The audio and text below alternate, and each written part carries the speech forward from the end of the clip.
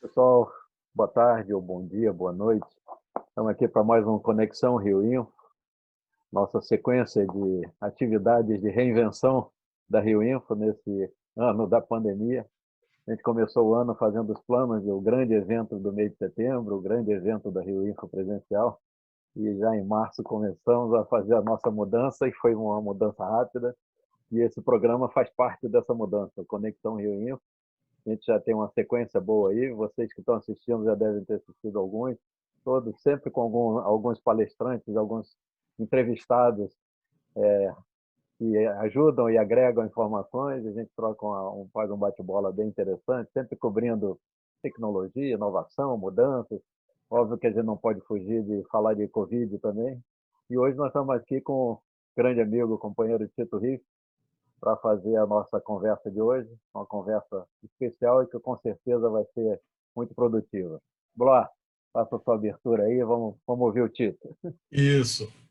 Bom, Milê, muito obrigado. A todos que estão nos assistindo também, eu agradeço aí a audiência. Se vocês curtem aqui o Conexão Rio Info, peço que vocês cliquem aí no inscrever-se, no sininho, para saber quando tem vídeo novo aqui no canal.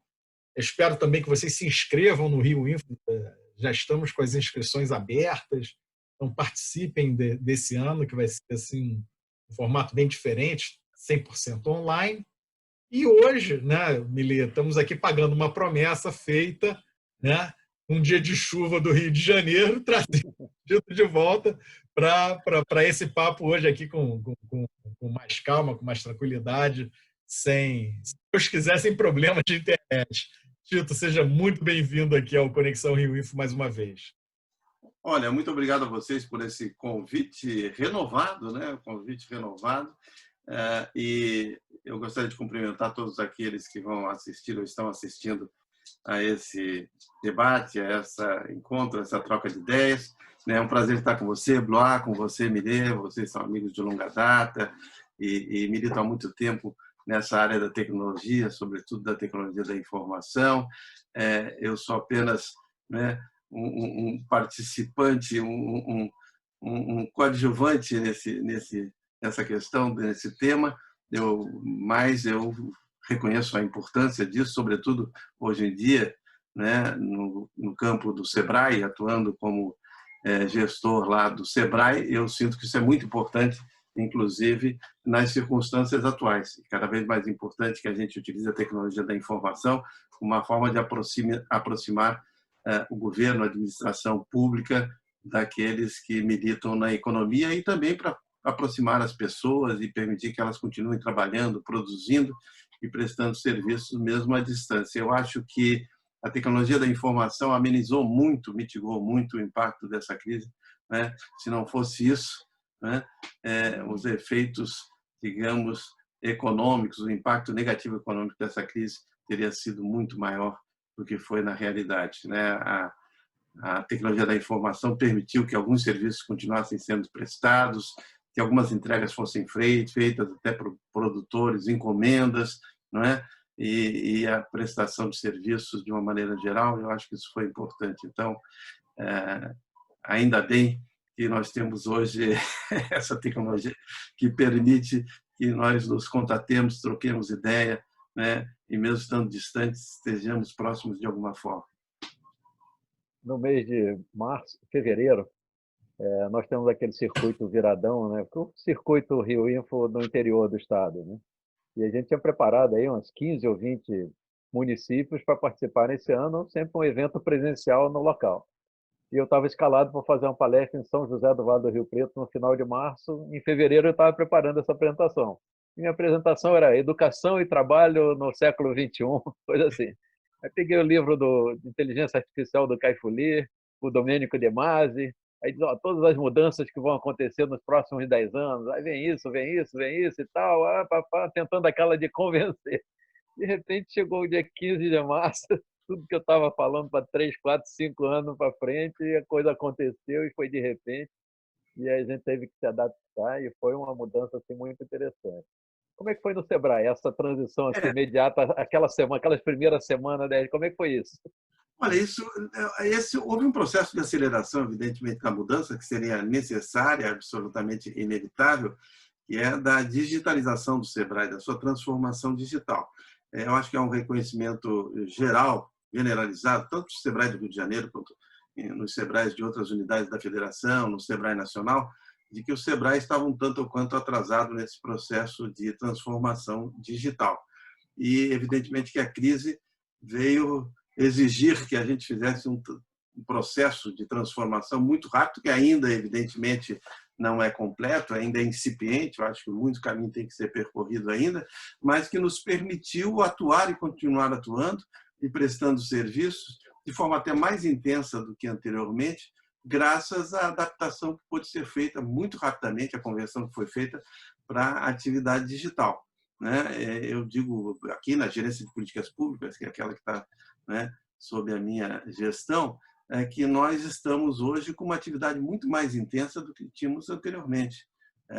Eu fazia uma reunião por semana com a equipe, porque uma parte da equipe tinha que se deslocar para o interior, até para ter contato com prefeituras, com atores sociais e atores econômicos no interior, com os escritórios regionais. Então, a gente pré-determinava que na segunda-feira, às 10 horas, todos estaríamos reunidos no Rio de Janeiro para aquela reunião semanal e fazíamos uma programação da semana, digamos assim. Hoje nós fazemos uma reunião por dia, todo dia às 11 horas.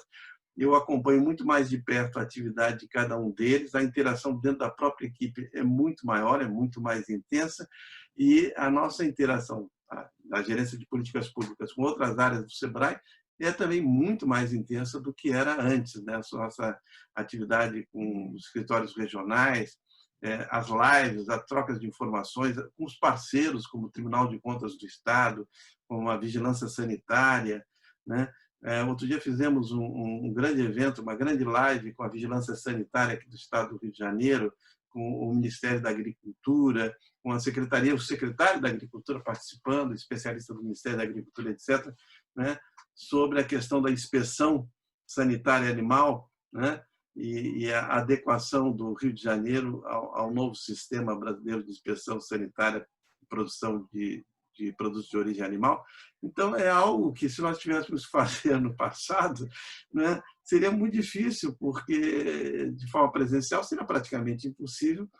Teríamos exigir deslocamento de pessoas vindo de Brasília, pessoas vindo do interior do Estado, tudo para se encontrar, digamos, aqui na capital e trocar ideias durante um dia inteiro, provavelmente, coisa que nós fizemos com muita rapidez, com muita eficácia, durante algumas horas através de uma live.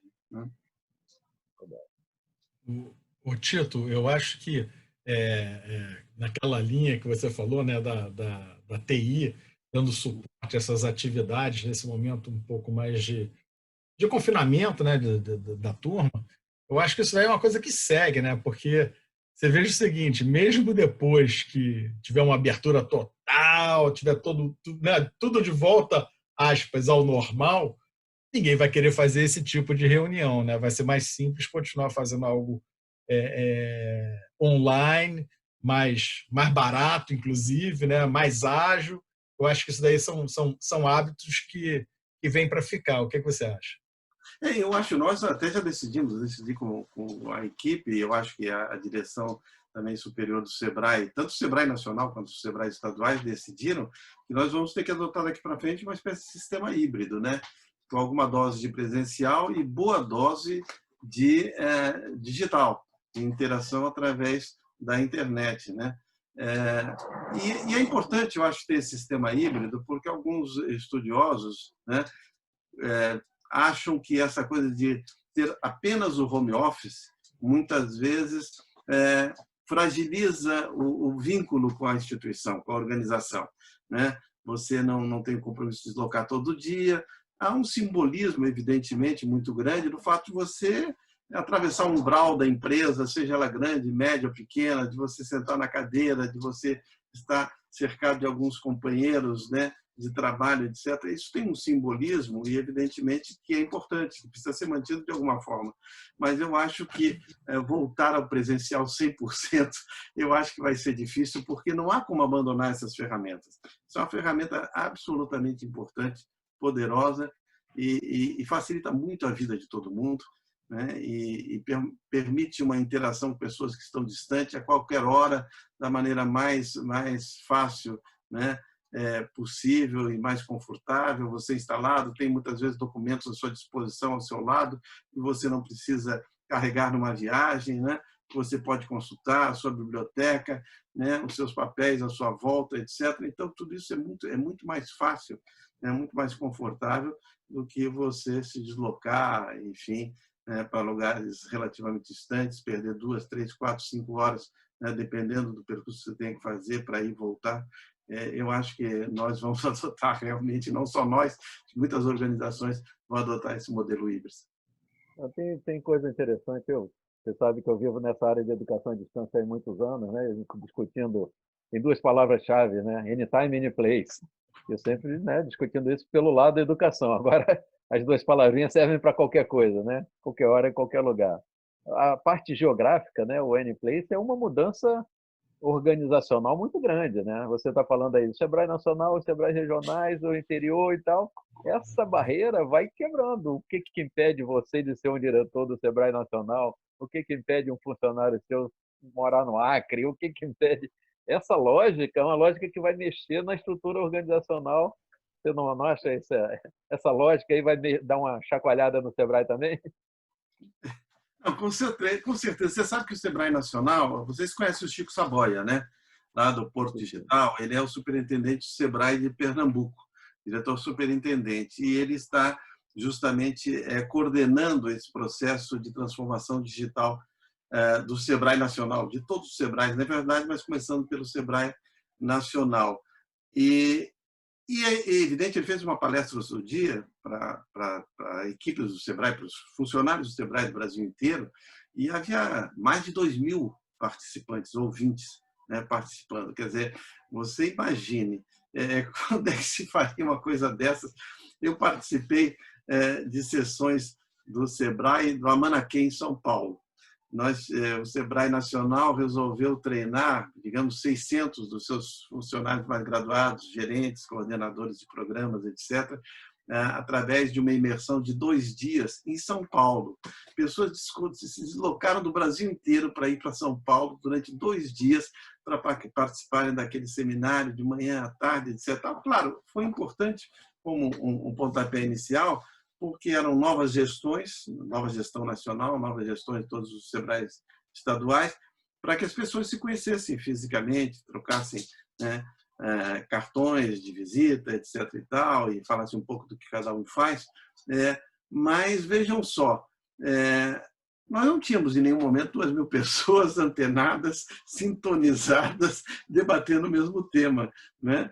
E dessa vez tivemos com o Chico Saboia, que fez uma belíssima apresentação. Inclusive, eu me lembro de uma questão da qual ele insistiu muito, dizendo: olha, transformação digital não é software, não é só software e hardware, é mudança de cultura, mudança de processos, mudança de atitudes, né? Mudança de metodologias, né? Então, tudo isso é um processo que tem que acompanhar toda a transformação propriamente técnica, que é aquela que envolve o software, que envolve o hardware, etc., né? Mas toda uma transformação de conteúdo, de cultura interna da organização, que é muito importante também. Mas foi muito boa. É possível até que esteja disponível aí na internet, talvez vocês possam recuperar essa fala.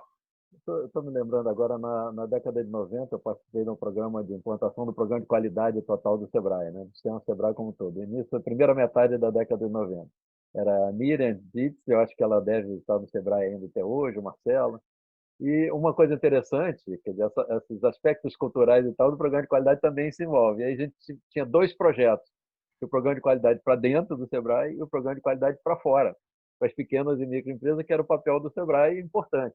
Eu acho que isso deve estar acontecendo aí também com esse lado da transformação digital, né? Tem um lado para dentro e certamente as empresas pequenas precisam de alguém ajudando elas a se mexerem nesse contexto.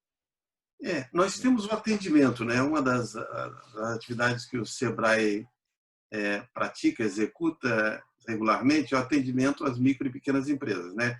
Esse atendimento tem um atendimento de maior complexidade, tem um atendimento de complexidade média, um atendimento simples, básico, que é aquele que consiste em responder apenas a uma indagação, uma pergunta, dar uma orientação simples, né?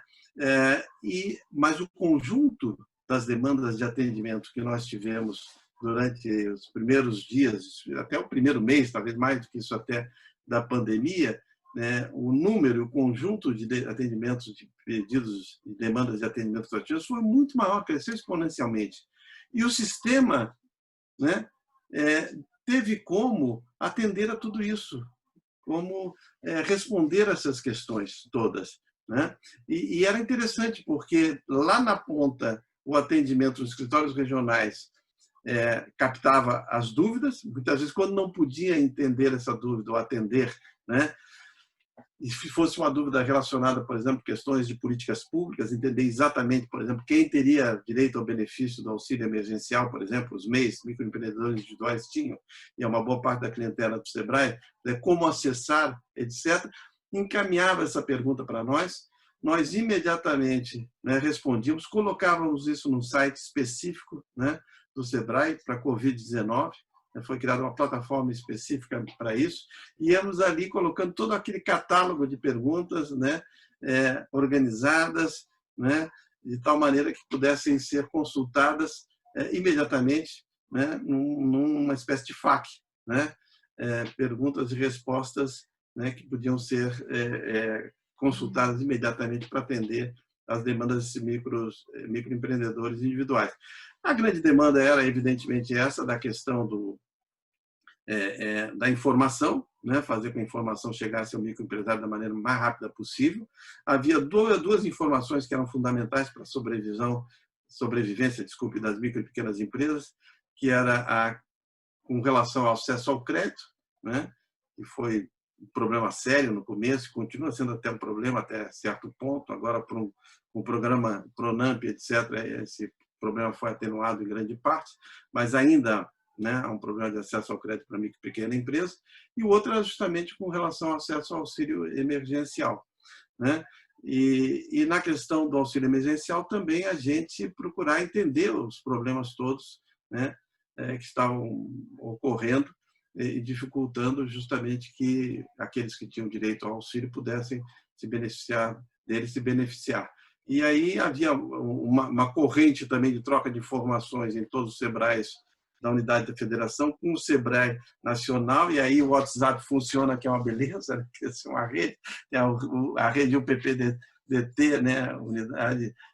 Unidades de políticas públicas de desenvolvimento territorial, que une todos os gestores, etc., e os analistas.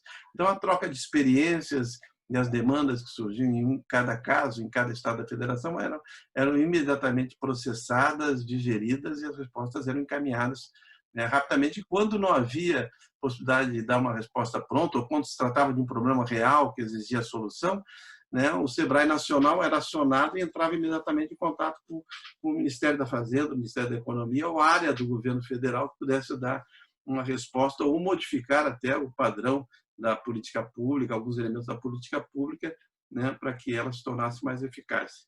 Foi assim com relação ao crédito, por exemplo.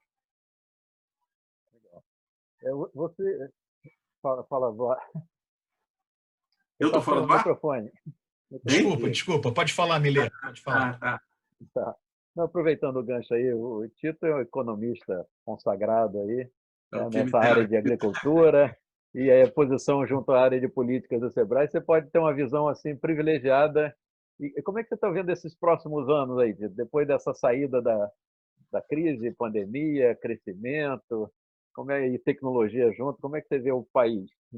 Com política com P maiúsculo. Não, eu acho que, evidentemente, nós já estamos começando a sair, né, do fundo do poço, digamos assim. Há uma recuperação da demanda em certos setores, são setores que puxam, né, parte da economia, que são locomotivas da economia, por exemplo, a construção civil, que tem um efeito de multiplicação, a indústria automobilística também está começando a reagir, né? Não só em termos de reposição de estoques, porque ficou parada a produção durante um certo tempo, né? Mas também em termos de demandas propriamente ditas, né? Tem crescido a demanda por automóveis.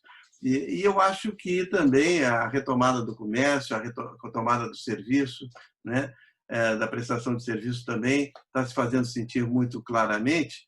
Agora, é evidente que nós vamos ter uma retomada relativamente forte, porque né, tivemos uma queda muito profunda, mas não vai ser suficiente ainda este ano, talvez nem nos primeiros meses do ano que vem, para a gente voltar ao nosso ponto de origem, ao nosso ponto de pré-Covid, digamos assim. Não é? E aí ficam algumas sequelas, algumas questões que têm que ser resolvidas, como, por exemplo, a questão do déficit público, né? E isso vai ter que ser resolvido com uma reforma tributária, né, que facilite, evidentemente, né, a arrecadação de impostos, torne tudo mais fácil e mais desburocratizado. É possível que no bojo disso tudo haja a tentação de aumentar um pouco a carga tributária, não é? Mas e também o esforço, evidentemente, de captação de investimento externo, porque a capacidade de investir do setor público brasileiro é relativamente baixa hoje em dia. Então, nós vamos ter que ter aí um processo de concessões, que já está havendo no caso do saneamento básico, provavelmente em outras áreas também, né? E eventualmente até de privatização para atrair investidores, capital estrangeiro, para a gente ter uma retomada um pouco mais forte do que seria, né, do que ocorreria se nós tivéssemos apenas que depender do investimento público ou do investimento privado nacional. Mas eu acho que nós vamos ter um ano de 21 melhor, com certeza, do que o ano de 2020, algum crescimento que pode ser de 3,5% a 4,5%, talvez até um pouco mais, né? E em 2022 também uma taxa de crescimento, aí já começando por uma taxa de crescimento de cruzeiro, digamos assim, de jornada de cruzeiro, e essa jornada de cruzeiro vai depender muito da expansão da nossa capacidade produtiva, né? E vai depender da recuperação da capacidade de investimento do setor público e vai depender, sobretudo, também da nossa capacidade de atrair investimento estrangeiro para aumentar a nossa capacidade de produção. Ô, Tito, a gente viu aí com a... Vou acender a luz aqui. Acende. Com esse negócio da quarentena, né, esse problema todo que acometeu toda a sociedade, muitas empresas aí ficaram realmente assim muito fragilizadas e outras tantas terminaram. A gente está vendo, eu vejo, né, hoje em dia que a gente já está iniciando aí um processo de reabertura, né, e a gente está vendo que muitas empresas estão tendo essa retomada, estão tendo esse reinício de negócio, estão reiniciando o ano, né? Muita gente que lá atrás estava num esquema de, olha, terra arrasada total, vai acabar, já está com, vamos dizer assim, estão mais bem-humorados. Outro dia eu participei de um papo aí com um grupo de empresários, e é um grupo que se reúne assim, sei lá, a cada 2, 3 meses. Da primeira vez que eu participei, um grupo já existia, eu estou participando agora pelas primeiras vezes. Primeira vez que eu participei, foi uma coisa que me impactou muito, porque assim a visão era muito ruim. Não sei qual será o dia de amanhã, né? Aquela coisa do maluco. E agora, quando eu participei novamente, sei lá, semana passada, a turma já estava com uma outra visão. E essa é uma visão que eu acho que ela é muito significante, porque não é uma visão assim de grandes players, né? Não são grandes empresas, também não são pequenas nem micros, são empresas assim de uma faixa média, e que essa turma, no fundo, é aquela borracha da economia, né? Que fica ali segurando tudo. E esse pessoal estava realmente falando que numa retomada, ainda para esse ano, né? Retomada, eu estou exagerando aqui, estou botando cores muito fortes, mas o início de um momento melhor e uma retomada efetivamente para 2021, que corrobora o que você falou aí em resposta ao Millet. E como é que você vê, Tito, aí eu faço essa pergunta para você, até por conta do Sebrae também, da importância que aqui na economia do Brasil, né, e para essas coisas todas acontecerem, retomar esse desenvolvimento todo, das pequenas e das médias empresas, que é como você falou lá no início, já tem toda aquela dificuldade de acesso a crédito, então é um pessoal que rala muito. Como é que vocês estão vendo essa situação toda? Os números são muito expressivos, né? As micro e pequenas empresas representam, em termos numéricos, aí, praticamente 90% das empresas brasileiras. Elas representam em torno de 30 e poucos por cento do emprego, né? E representam alguma coisa em torno de 25%, um pouco mais de 20% da massa salarial, que é muito expressivo. Agora, além desses números, elas têm um papel muito importante a desempenhar nas cadeias produtivas, né? Porque você pensar numa grande empresa, por exemplo, um grande setor, né, econômico, como, por exemplo, a indústria automobilística, isso vai até o funileiro, né, vai o borracheiro, o cara que troca o pneu, conserta o seu pneu, o sujeito que desamassa o seu carro, né?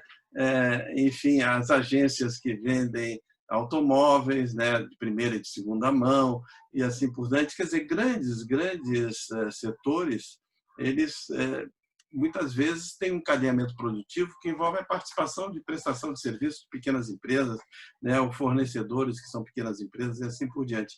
Então, o que é muito interessante é que, em alguns casos, houve até uma preocupação desses grandes setores econômicos em impedir a total ruptura da cadeia produtiva e procuraram até, através, né, de encomendas, né, o adiantamento de encomendas ou de fornecimento de crédito, né, ajudar essas micro e pequenas empresas que fazem parte da sua cadeia produtiva a sobreviverem, porque sabem que se aquele elo mais fraco de uma cadeia quebra, isso afeta a cadeia como um todo, né?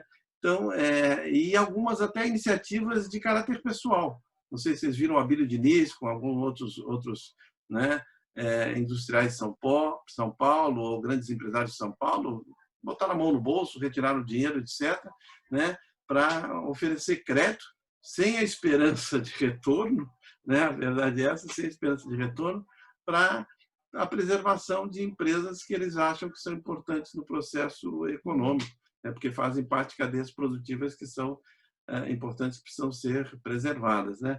Então, isso é interessante, né?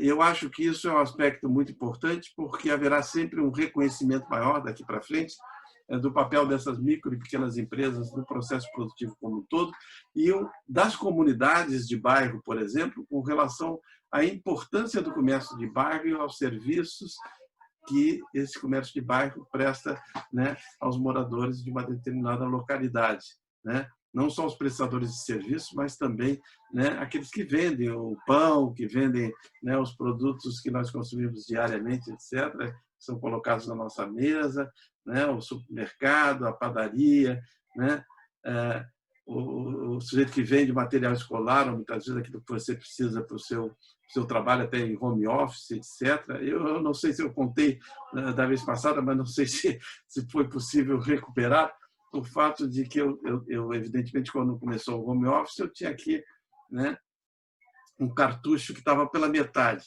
cartucho de tinta pela metade. Em geral, eu deixo ele avançar um pouco mais, né, ficar mais perto de acabar, para comprar. Mas eu digo, olha, eu não sei quanto tempo esse home office vai durar, né, eu vou comprar logo 2. E o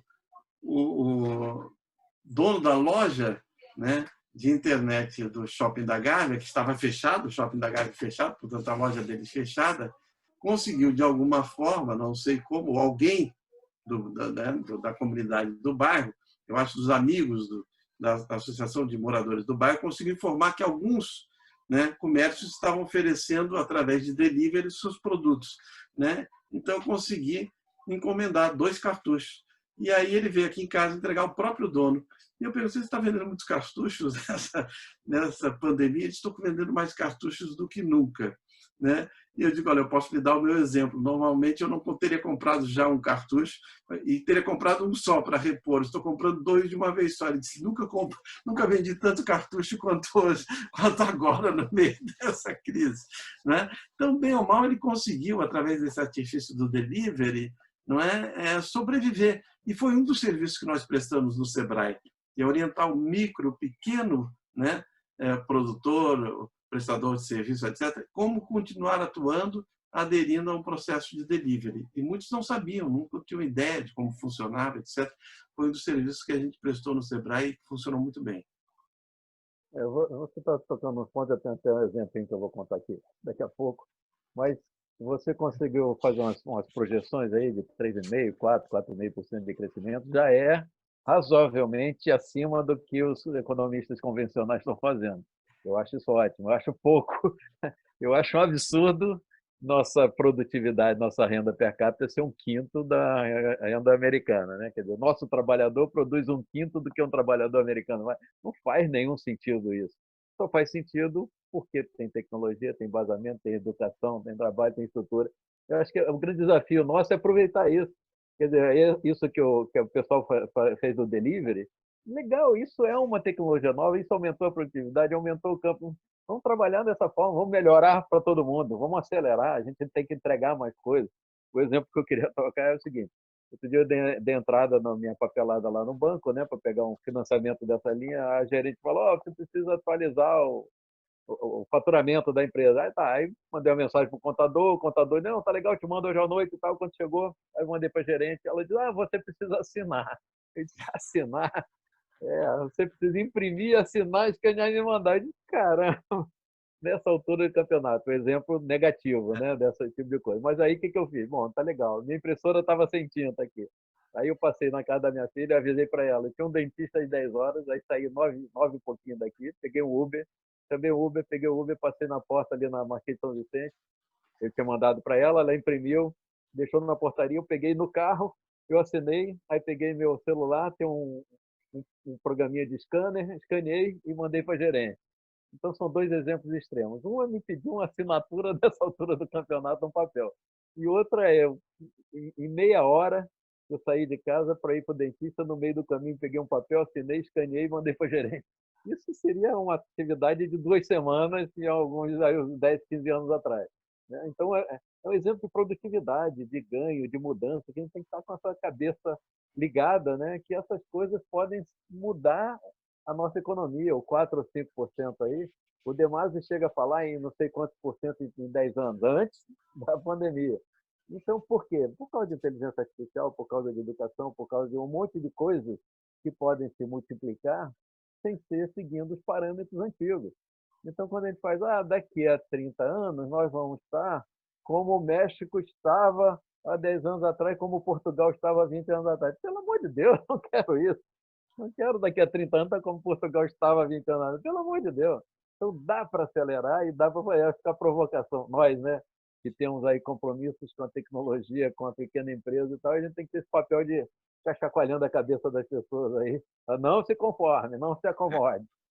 E você veja, eu acho até que nós temos hoje à nossa disposição aqui o celular, né, esse ao alcance da mão, a gente leva ele para todos os lugares, para onde vai, etc.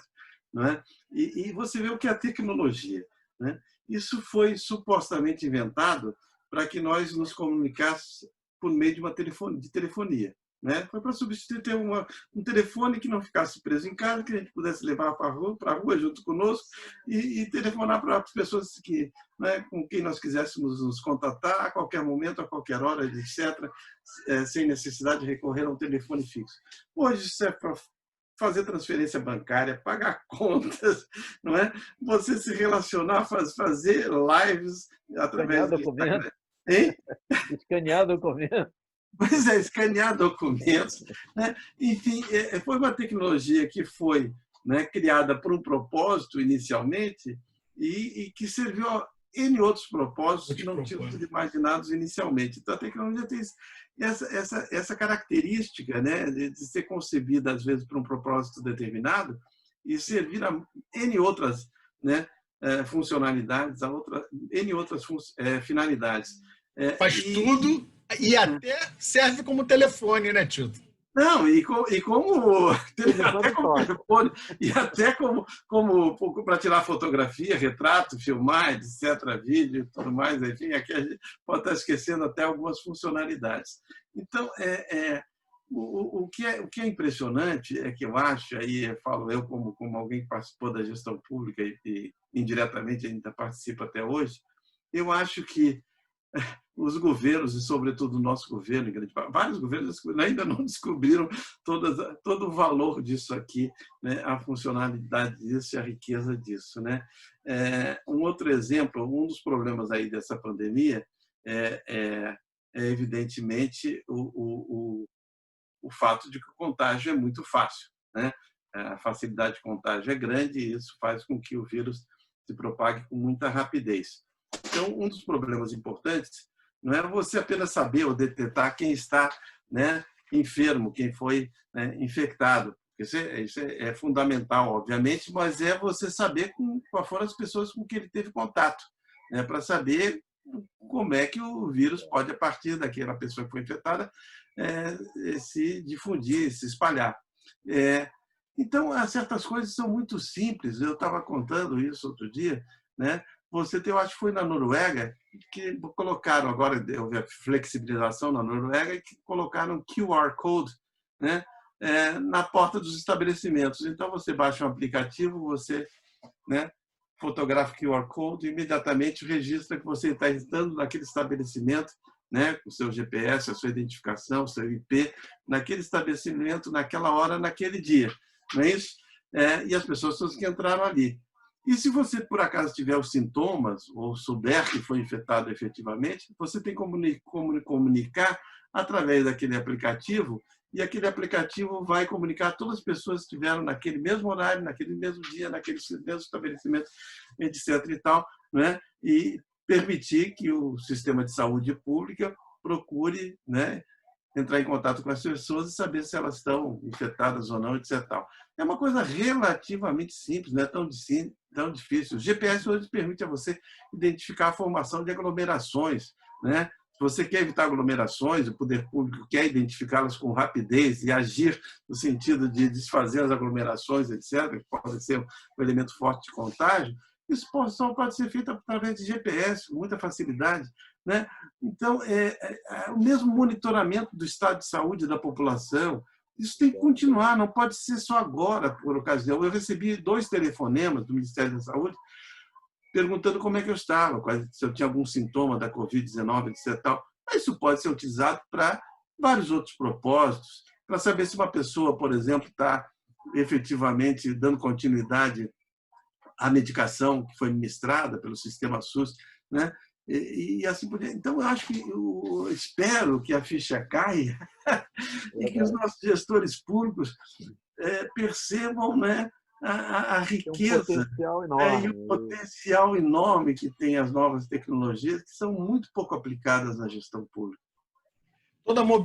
Toda mobilização que foi feita desmontada, né? Você tem que aproveitar toda essa inteligência, todo esse esforço e dar continuidade nisso, né?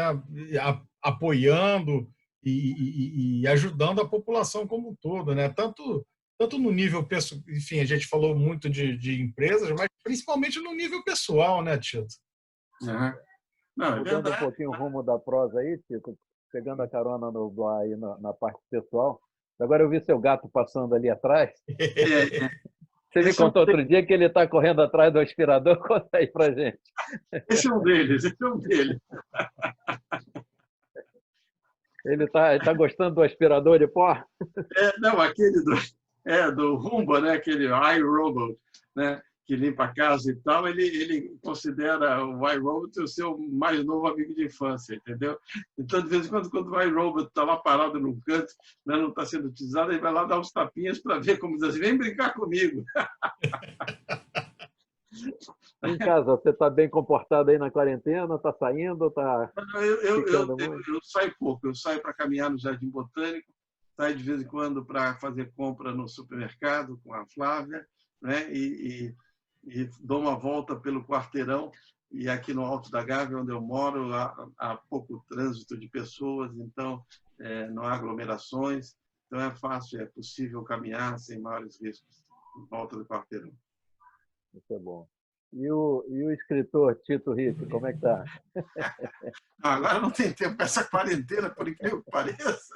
Acabou o tempo. A intensidade do trabalho não é possível, é difícil, né? É complicado. Mas, Você enfim. lançou seu último livro em janeiro? Foi em janeiro desse ano ou foi ano passado? Não. Eu tenho um que está em andamento, etc., mas eu escrevo e depois, enfim, por razões de falta de tempo, etc., ou de falta de inspiração, aquilo fica no computador ali, esperando, né, um outro momento em que eu resolva dar continuidade à história, mas tem uma outra história que está sendo construída aos poucos, etc., mas não, o meu livro mais recente ainda é relativamente antigo, eu acho que 2009. Não, faz tempo que eu não escrevo, digamos, contos, né, que é aquilo que eu procuro escrever. Você fez um lançamento no exterior? Não, eu fiz. Não, pois é, mas é de um livro de contos que foi publicado aqui no Brasil. Esse livro de contos, tá? Se chama Meu Duelo com Sofio e Outros Contos. E o Sofio em questão é um gato, exatamente. É um gato. Eu tenho um sobrinho que mora em Nova York, é publicitário, e ele também é metido a escritor, já escreveu alguns livros. Ele outro dia estava contando o processo criativo dele. Ele é meio criativo e meio estruturado, né? Aí diz que põe na parede os capítulos. Primeiro ele pensa nos capítulos, aí depois vai fazendo a estrutura, depois vai desenvolvendo cada um. Aí gasta assim 2 anos para escrever um livro. Eu não tenho paciência para isso, não. Como é que é o teu processo aí? Você vai de uma vez, você vai montando? Como é que você faz? Na verdade, quer dizer, você tem que ter uma inspiração que tenha base numa história qualquer, que tenha sido narrada por alguém, ou que você tenha vivido, ou da qual você tenha tido notícia pelos jornais, etc. Então, o ponto inicial, em geral, é claro, você pode sempre, não é o meu caso, mas eu imagino que um escritor mesmo, né, consagrado, escritor que segue a rotina, né, a recomendação que é dada aos escritores, né, que dizem que para você ser um escritor de verdade, realmente se dedicar à literatura, você tem que sentar diante do computador. Antigamente era da máquina de escrever, né? Agora do computador, pelo menos durante 2 horas por dia, né? E mesmo que você não escreva nada, você não deve sair dali. Você deve, né, tentar escrever, se conseguir, tudo bem, mas é uma disciplina. Você tem que ter essa disciplina. Essa disciplina não sou um escritor profissional.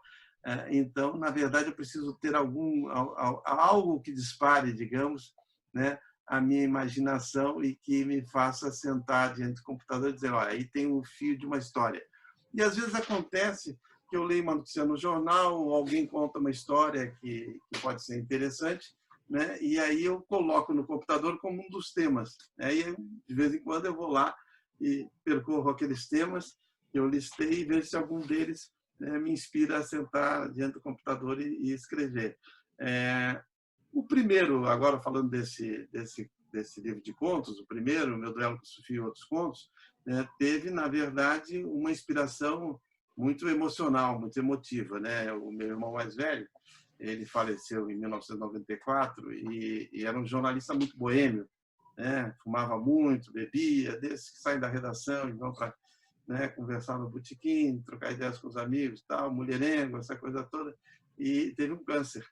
E ele me contou uma vez a história que ele tinha problemas que ele tinha com o gato, né, da namorada, e o gato era muito ciumento e vivia as turras com ele, etc. e tal, e me contou essa história muito antes de ter a doença. E aí ele já estava muito mal na doença. Um dia eu fui almoçar com ele no churrascaria e não sei por que cargas d'água a história veio de novo à tona e ele recontou a história que eu já conhecia, que me deixou meio comovido. Eu digo, olha, eu vou escrever esse conto e vou dar de presente para ele.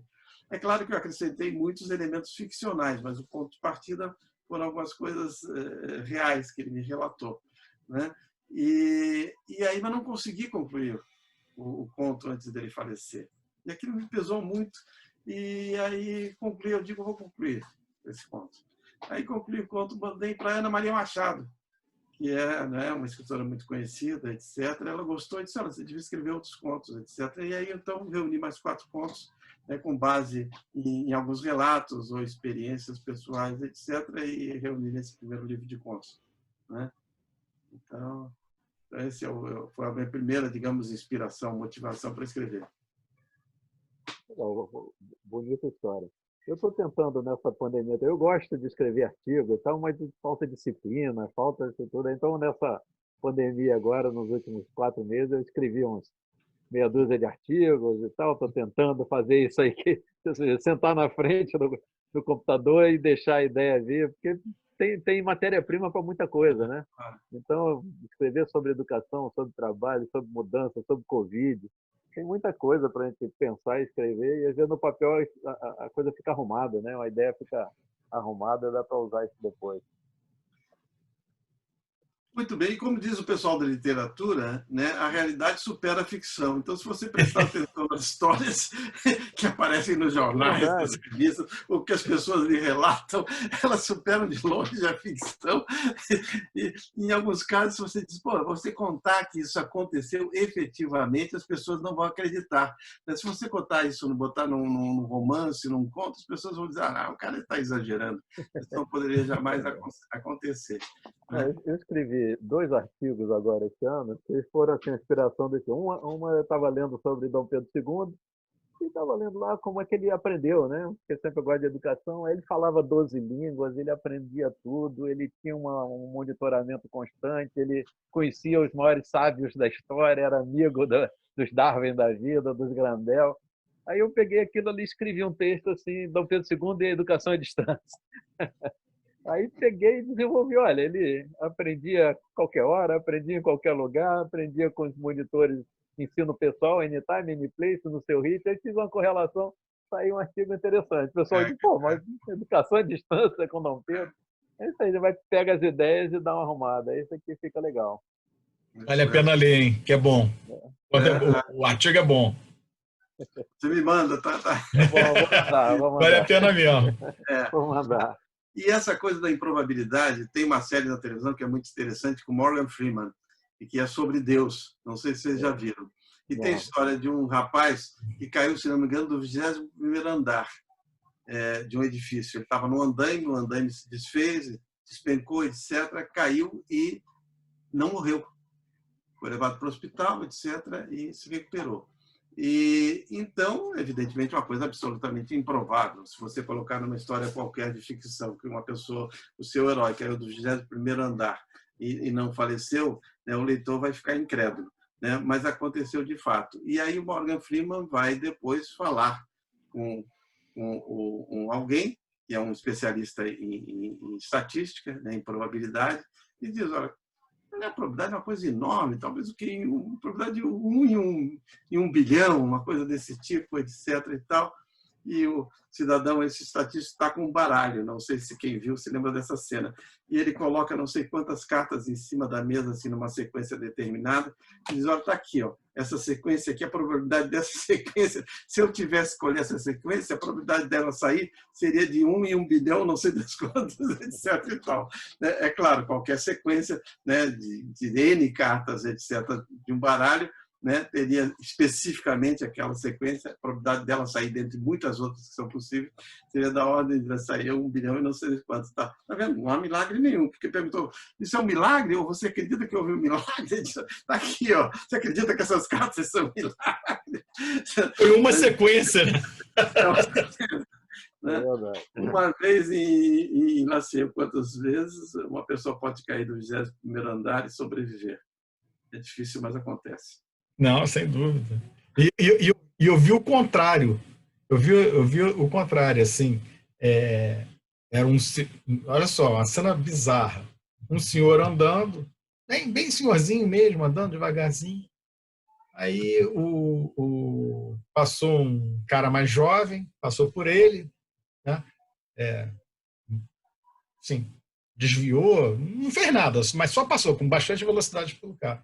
E aí o cara estava andando, não sei o que, isso era câmera de rua. O cara estava andando, o senhorzinho ficou para trás, Aí veio correndo por trás dos dois um cachorro, um vira-lata, e ele passou pelo senhorzinho e desviou do senhorzinho e foi na direção do cara.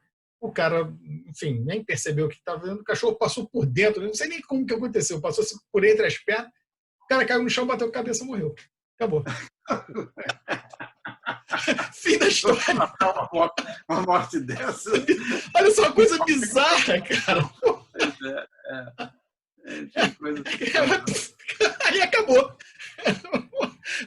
Mas, assim, o que eu estou querendo colocar é o seguinte: quanta coisa que poderia ter acontecido. O cara poderia não ter caído, o cara poderia ter caído sentado, o cara poderia ter botado a mão, poderia ter acontecido um monte de coisa. O cachorro podia ter esbarrado no senhorzinho, desviado dele.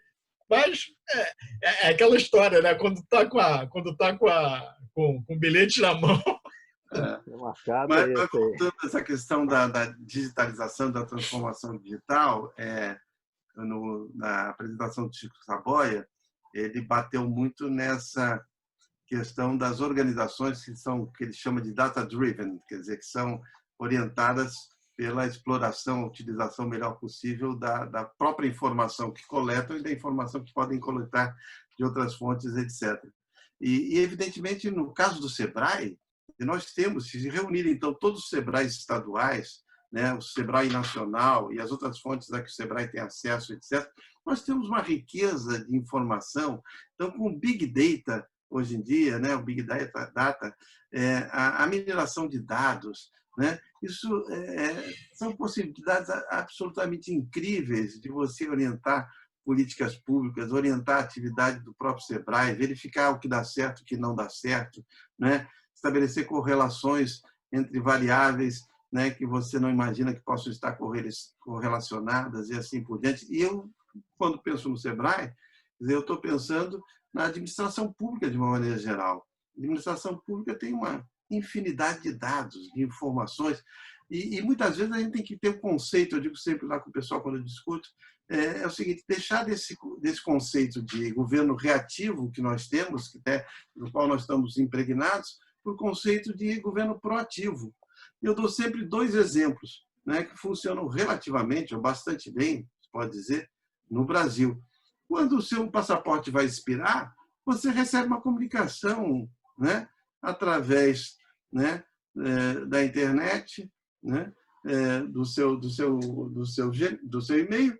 Você recebe uma comunicação dizendo: olha, faltam não sei quantos dias, etc., para que o seu passaporte venha a expirar. É bom que você tome providências, né, para renová-lo. A mesma coisa acontece com a carteira de habilitação de motorista, né?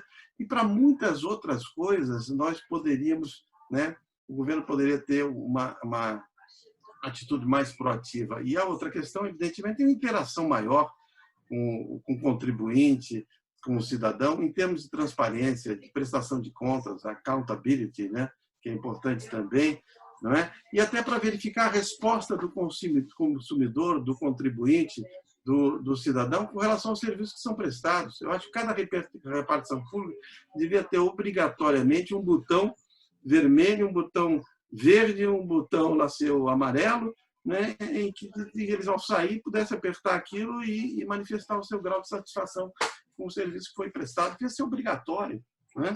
Quer dizer, a avaliação contínua por parte do cidadão, que hoje é fácil com o mecanismo que a gente tem, né? Então, são coisas que podem ser feitas facilmente com a tecnologia de que a gente dispõe. Eu acho... Como é que está o horário aí, Blá? Acho que já está... Já estamos... Nossa hora, né? Não, a hora passa muito rápido. O papo está bom, o papo está suave, mas a gente já está aqui no limite. Então, Milê, deixa aí para você e para o Tito aí fazerem as considerações finais para a gente fechar essa edição aqui super especial do Conexão Rio Info, uma promessa paga. Muito obrigado. Tito, com você aí. Bom, agradeço muito esse convite, né, que vocês me fizeram, que renovaram para participar dessa conversa, né, do Conexão Rio Info. Eu acho que a Rio Info tem uma longa tradição de debates sobre, né, a utilização da tecnologia da informação, de todas as maneiras possíveis, né, para melhorar o ambiente de negócio, para melhorar a prestação de serviços públicos, para melhorar a interação entre empresas, né, a relação entre empresas e consumidores, etc. Os temas todos, né, são muito variados em todos os encontros da Rio Info. Então, vocês estão de parabéns, né, de ter essa nova versão da Rio Info, né, digamos assim, digital, que permite talvez a vocês atuarem com mais frequência, né, e terem uma variedade maior de entrevistados, né, e atenderem a um público mais diversificado, né, e encontrarem também novos interessados nessa temática que é muito importante. Muito obrigado a vocês, muito obrigado, Milê, muito obrigado, Gloire. Foi um prazer estar com vocês. Legal. Obrigado, Tito. Foi bastante interessante a nossa troca de informações. Como sempre, a gente gosta de dar um tom assim produtivo, né, e otimista, né, das tendências do que está acontecendo. A gente tem que aproveitar o que está acontecendo para aprendizado e para tentar melhorar o processo, e que quando essa fase acabar, a gente possa dizer, opa, saímos melhor do que entramos nela, né, com uma consciência humana, social, a tecnologia dando um respaldo para todo mundo, mas melhorando os nossos processos, melhorando a política, melhorando os relacionamentos. Acho que a conversa foi excelente por esse lado, um monte de insights legais. Obrigado, Tito. Obrigado, Goulart. Obrigado a vocês. Obrigado a vocês. Tito, Milê, um grande abraço. Até a próxima, pessoal. Tchau, tchau. Abraço, até a próxima. Abraço. Tchau. Prazer.